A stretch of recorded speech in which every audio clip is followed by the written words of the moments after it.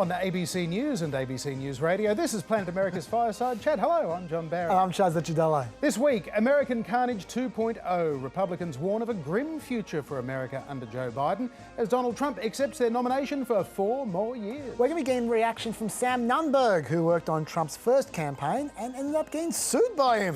Who didn't? We'll also check the latest polls for any kind of a convention bounce either way and try and explain what's going on in Kenosha, Wisconsin.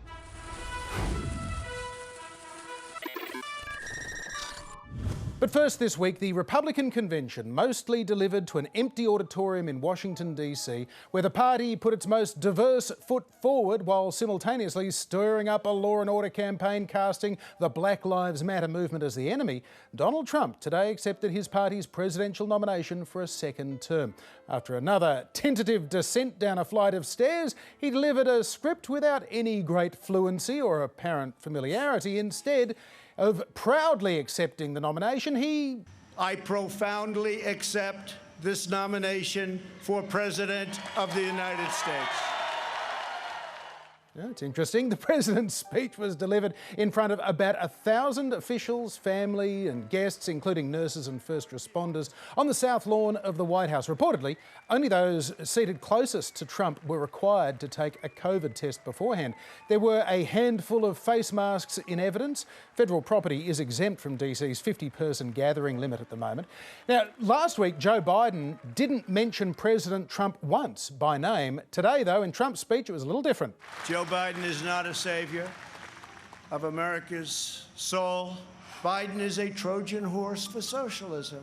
And the location itself was controversial too. Typically, presidents do not campaign from the White House, and they do not use taxpayer-funded federal property as props. It is also unusual to speak from behind a podium bearing the presidential seal. But then again, it's also unusual to charge the Secret Service money to stay at your golf course so that they can protect you while you get a few in on the back nine. So in short, these are not typical times, Chaz. But as for the president's speech, there were a few people online saying, it's a terrible speech, he's delivering it awfully off the teleprompter and so on. What about the key messages though? Because they can sometimes get lost in those points delivered on style. Was there substance there? Yeah, look, I think he did his job. He was supposed to make his case for what he's done for the last 4 years. He went through a lot of stuff, and Ivanka did as well. Both of them, I thought, did very well in coming up with a whole bunch of policies that he had rammed through over the last 4 years that, to be honest, some of them I completely forgot myself, and it's my job to be across that. So I thought, yeah, okay, he's done a pretty good job there.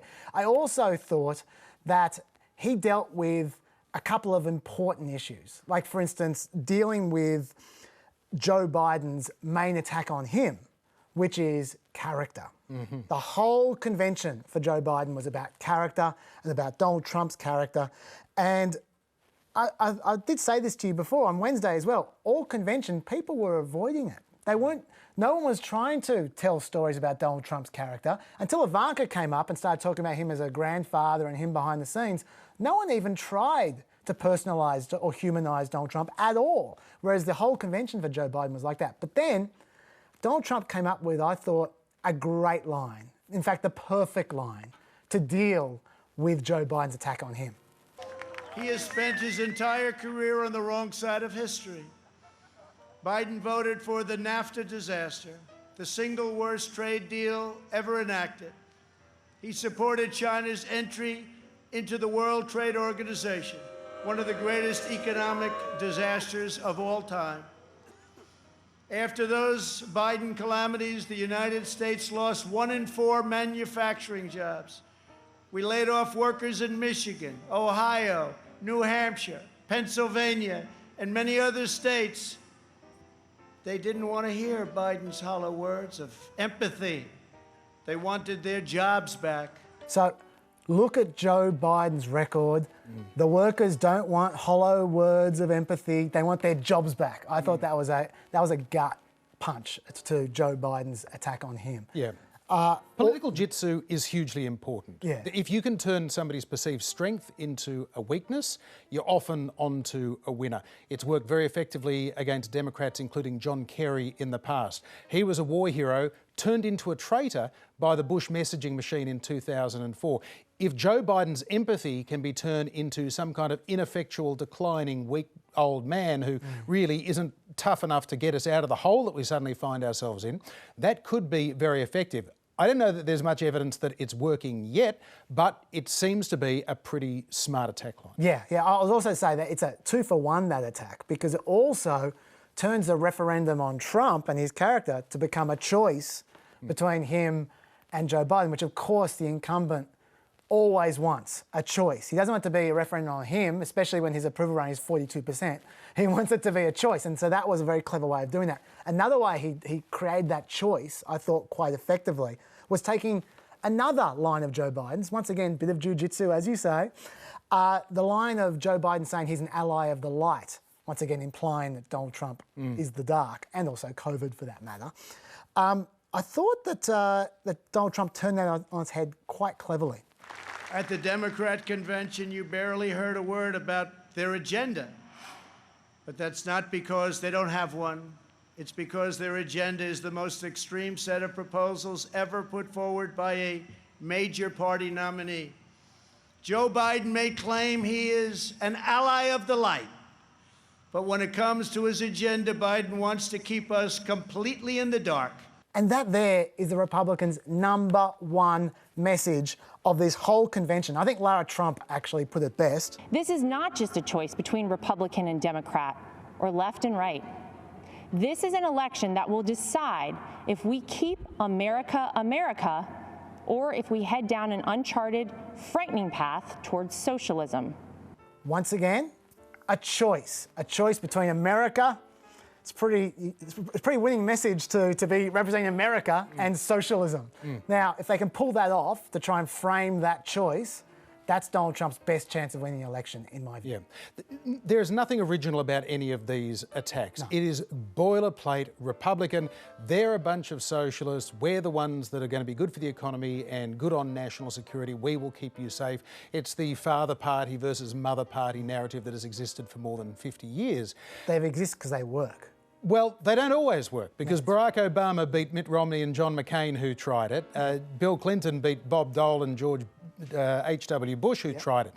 It works sometimes. So the question is, does this very familiar trope resonate in 2020 at a time when, at the same time as Donald Trump is trying to sort of point to all of these cases of civil unrest in the wake of police shootings and other unrest, they're trying to say that, well, this is a sign of what the future would be like under Joe Biden. But of course, this is literally the present under Donald Trump. So they can try and blame shift and say it's down to the socialists that are already in control in those states and cities that are allowing this chaos to happen. But then, of course, that's undermined by the fact that a lot of the instigators of this violence, including the murders this week in Wisconsin, were young white people killing more black people. So I'm not sure that the reality tallies with the rhetoric, and this is what it's going to come down to, because ultimately if people's lived experience of COVID, the economy, and whether they think their president is doing a good job, that is going to inform tens of millions of individual voter choices that will define the outcome of this election. On that note, I did think that the president took a bit of a risk with CNN already going on about the lack of masks in the audience.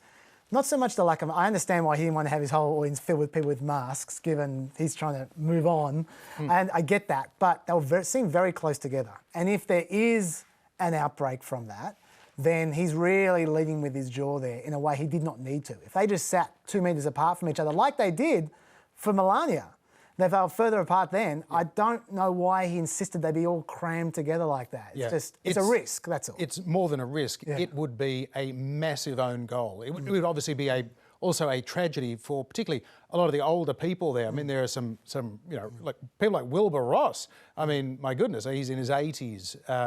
There are a bunch of people that are in a high-risk group that are taking a risk to show their support for President Trump. Suffice to say, most seasoned political operatives would not have allowed that to happen. Yeah. But Donald Trump has been ignoring seasoned political operatives, and it's gotten him an awfully long way in the last 4 years. That's true. All right. Now, as for the rest of this week's Republican convention speakers, there were a lot of Trumps, there were a lot of White House staffers, which was weird, including his own press secretary giving a speech. There were former soldiers, there were police officers, there were victims of crime.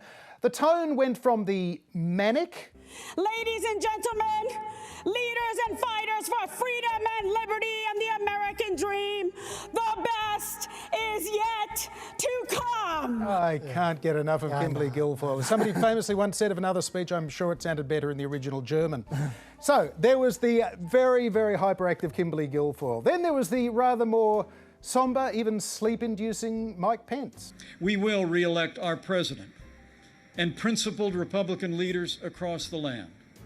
And with President Donald Trump in the White House for 4 more years, and with God's help, we will make America great again. Again. I can't believe he ended with that. That's a joke. That's an actual Colbert joke. Colbert joke. Yes. Yeah. But well, it was, you know, it was a pretty wooden performance from Mike Pence. He's meant to be steady. He certainly is, and he's certainly very loyal for now. And he knows that in 2024, whatever happens this November, in 2024, he's going to be running for president himself. And he knows that 90% of Republicans still support Donald Trump. So he's still pinning his colours to the boss, and that's clearly his political play. And his speech, by the way, ticked every box apart from entertaining that you're supposed to tick. Apart from entertaining. But and that is all that matters in 2020 America. I suppose. Politics. But like, he did go straight through the record. He had lots of good attacks on Joe Biden. He did his job. It was very, very workmanlike, but it was... For people who watched it and who paid attention, The ratings literally plummeted while Mike Pence was on. It was the lowest rated night of the entire convention. Poor old Mike Pence. We'll have a look at the ratings a little bit later as well. They tell a story. Okay, so as well as Kimberly and Mike, there was also a pretty good dose of, I think, unintentionally ironic stuff from Melania. Total honesty is what we as citizens deserve from our president. Whether you like it or not, you always know what he's thinking. And that is because he's an authentic person who loves this country and its people. Okay, so a man who has been found to have made more than 20,000 false and misleading statements by the Washington Post fact-checkers. Honesty is important. I thought this was, hang on, she's trolling her husband. But no, she meant it without a hint of irony or sarcasm. Well, I think the thing about Trump with honesty is that he's very honest about one thing, which is whether he likes you or not. Sure. To his detriment, he never hides whether he likes someone or hates And he them. says the quiet bit out loud. He is, as we've discussed, he is both incredibly honest and often, frequently dishonest, all at the same time. Yeah. But the fact is, if he likes you, he'll tell any lie to say something positive about you. And if he dislikes you, he'll tell any lie to say something negative about you. Right. It's weird the way that works. Anyway, It is. For me, the most noteworthy elements of this convention are, first of all, I've discussed this already, but I'll discuss it again, because it really was the big deal. The massive play for black votes. Yeah. There were, at least 10, maybe 15 speakers who were black and talking all about basically the same things over and over again. The black unemployment rate, criminal justice reform, opportunity zones, funding black colleges. These are all legitimate things to talk about, but just they really invested in that in terms of time. And some were quite, obviously, Senator Tim Scott on night one gave the keynote at the end of night one. He's a very significant figure, being the first African-American male Republican senator, one of only 2 African-Americans currently in the United States Senate. So very interesting to hear